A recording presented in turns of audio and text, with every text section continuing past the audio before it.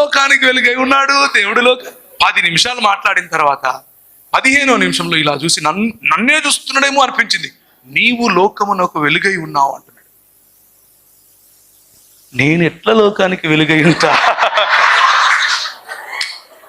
నా దగ్గర వెలుగు ఉంటుంది కానీ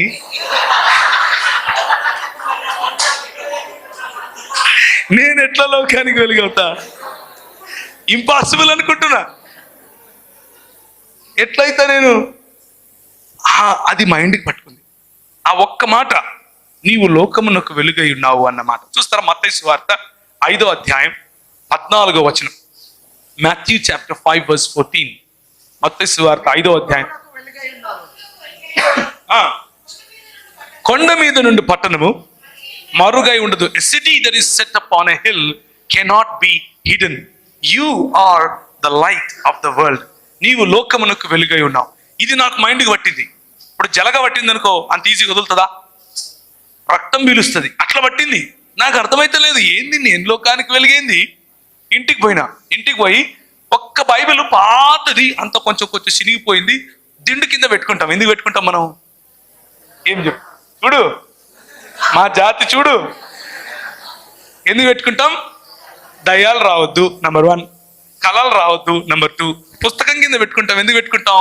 చదివితే నెత్తికి ఎక్కుతుంది. ఇంకా చాలా చాలా యూజెస్ ఉన్నాయి బైబిల్తో. దిండు కింద పెట్టుకోవచ్చు, పుస్తకం కింద పెట్టుకోవచ్చు, బ్యాగులో పడేసుకోవచ్చు కదా. నేను అంతే సేమ్. అది తీసి ఎత్తుకుతున్నా, ఫస్ట్ నుంచి లాస్ట్ వరకు ఈ న్యూ టెస్టిమెంట్ చదువుతున్నా. ఆ పక్క రూమ్లో మా వాళ్ళు రెగ్యులర్గా కూర్చొని, ఏమిరా పేకటకు వస్తలేవు అంటున్నారు. నాకు అర్థమైతే లేదు, నేనేమో చదువుతున్నా. ఎక్కడుంది అది? నేను లోకానికి వెలుగుని ఎట్లా అవుతా? ఎక్కడుంది అది అని వెతుకుతున్నా. పక్కన అడగచ్చు కదా. ఎందుకు అడగం?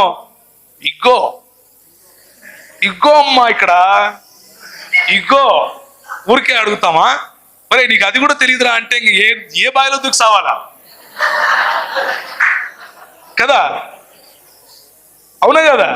ఇప్పుడు మత్తయి సువార్త అంటే మనోళ్ళు పాత నిబంధనలు ఎత్తుతున్నారు ఇక్కడ. అది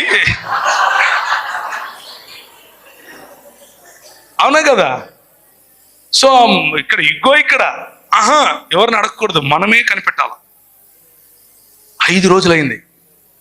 ఆ 5 రోజుల్లో నేను గమనించింది ఏంటంటే,